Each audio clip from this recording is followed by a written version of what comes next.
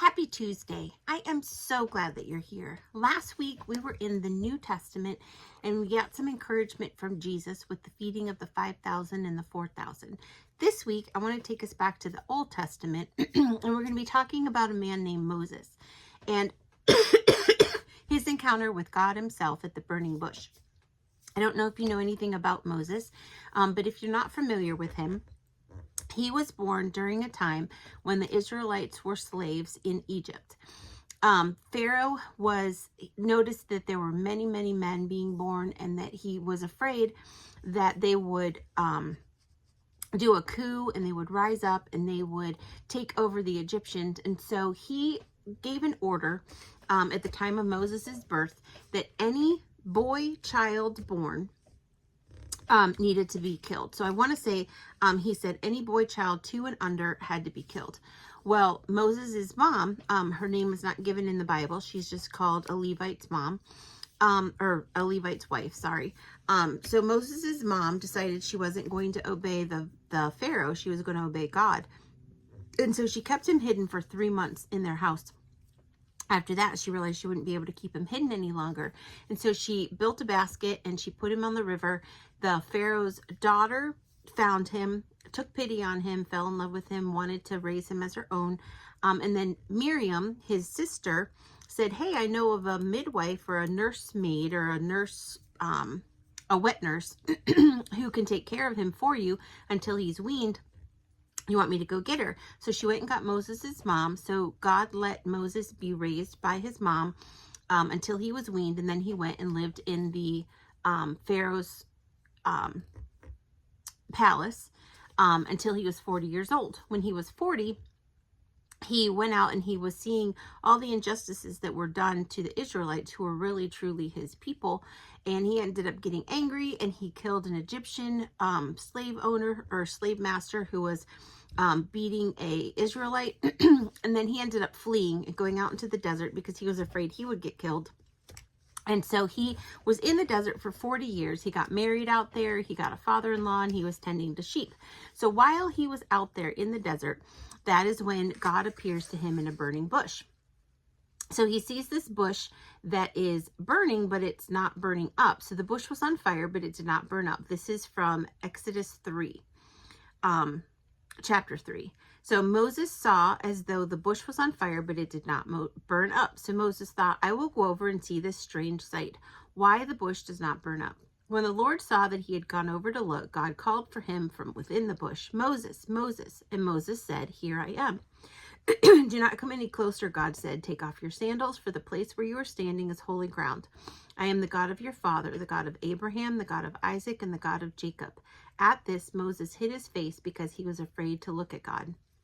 So God goes on to tell him that he sees the misery of the people in Egypt. I've heard them crying out because of their slave drivers, and I'm concerned about their suffering. So go now, I am sending you to Pharaoh to bring my people, the Israelites, out of Egypt.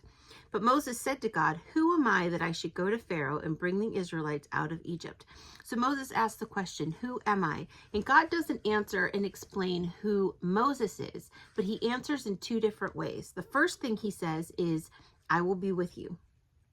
The second thing he says is, God said to Moses, I am who I am. This is what you are to say to the Israelites. I am has sent me to you. This is so important. All of us have a calling on our lives. All of us have a purpose and a destiny that God has created in us from the time that we were not even born yet. When he knit us in our mother's womb, he already had a purpose and a destiny for us. So this was one of the reasons why Moses wasn't killed. This is one of the reasons why God saved Moses' life for such a time as this. And when Moses said, who am I that I can go and do this thing, this assignment that you're asking me to do? God didn't say, because you're smart, because you're strong, because you're great, because I've trained you for this, because you've got this. He didn't say any of that. Instead, he answered with 2 very distinct things. And one of the many things that I love about God is that he doesn't mince words. Unlike me, who could talk a blue streak and can talk way more than I should and does talk way more than I should, God only says what needs to be said. He says it and then he waits. and he expects you to listen. He doesn't want to repeat himself. He doesn't have to repeat himself. He is God.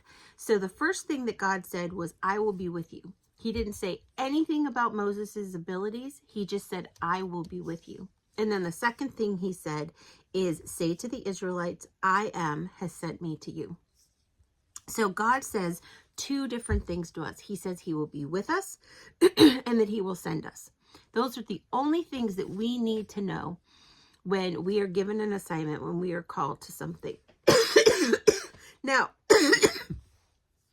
the thing that I want to encourage you with today is that it's never about us. It's always about the person that sent us. And the person who sent us is God. So if you know that you know that you know, if what you are called to do is in the Bible, if what you are called to do does not go against the Bible, if you have sought godly counsel from either your pastor or a mentor or a sister in Christ, someone that you know has your best at heart, and someone who you know is someone who is well versed in the scriptures and seeks God in their own life, if you know those things, then you can be pretty sure that what you're doing and what you're calling, or what you think your assignment is, you can start moving forward in it. Now, sometimes God will close doors. Sometimes God will open doors even wider. One thing I like to ask is I like to pray and ask God to give me divine appointments.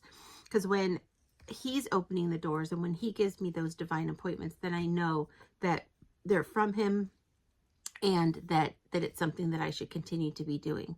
But when we are called, there are some times in my life when I have just known that I'm supposed to do whatever it was, X, Y, or Z. At one point, I reached out to a man who owned the Book Club Network, and I asked him if I could volunteer for him. Now, I did not know that he had any volunteer jobs open. In fact, as far as I knew, he didn't. And so I prayed about it.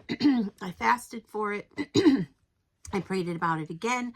And finally, I took the plunge. And when I finally did ask him, even though I knew that God had been saying, I want you to do this, and there was no reasoning behind it, no earthly reasoning behind it, no natural reasoning behind it, that I should have done that I should have reached out. When his answer was, you're an answer to prayer, I knew that it was God that had called me to do that. There have been other things in my life that I have wanted to do, and I have prayed and fasted ahead of time. I've sought godly counsel. I have done all of those things, and I've prepared. And the thing that is so encouraging, and what I want to leave people with and have people be encouraged with today, is that it is never about us. It is always about who sent us, and it is always about God being with us. So if we are true children of God, and if we are doing something that is laid on our hearts, so I believe that God puts different needs into different people's hearts. So one of our kids absolutely loves the geriatric population, and that is her sweet spot. And she just has a heart for the geriatric population. Myself, on the other hand, I have a heart for the younger kids, for babies. You put a baby in my hands and it's just natural. Like, I just naturally know what to do. That's just, I have a heart for women. I have a heart for children. I have a heart for families, for marriages. That's just what God has placed in my heart. I am so grateful for the people who are politically minded and who pray for our country and pray for our president and pray for those in charge and pray for peace and pray for godly values and biblical values and just pray for our country in general. Then there are other people who pray for and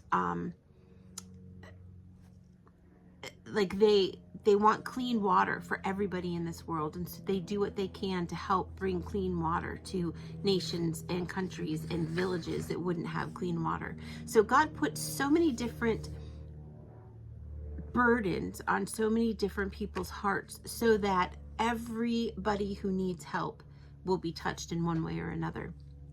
So if you have a burden for something, if you have a desire to see change in an area that is biblically minded, that is a that lines up with the Bible, then have the confidence and have the the assurance that one, God will be with you, and two, that God will send you. So pray and ask him, say, God, this is the burden. This is the heart that I have for you. What do you want me to do with this? How can I use this to bless your kingdom? How can I use this to further your kingdom? How can I use this to share your love with others around me? And just wait. Oh, and ask for divine appointments too. And then just wait and watch and see what God is going to do. You'd be surprised. And he always delivers way more than anything that we could ever ask or imagine. So that's my encouragement for today. If you liked it, if you could hit the like button, if you would subscribe, I would truly appreciate it. And if you would share it with a friend, that would be even better. So come back next week for some more encouragement. I hope that that was encouraging for you today. And have a great rest of your day, a great rest of your week. Oh, and look below and you'll be able to see all the different things that are available for you. There's a link to a podcast, link to my website, and please check out the membership. That's one thing that God has really put on my heart to bring, not only to have a place for women of all ages to grow their relationship with God deeper, but also to have a community where we can come together and encourage each other. So if you would check that out as well, I would be so appreciative, and come join our membership, come join the friendship. Have a great day, have a great week, and I will talk to you next week.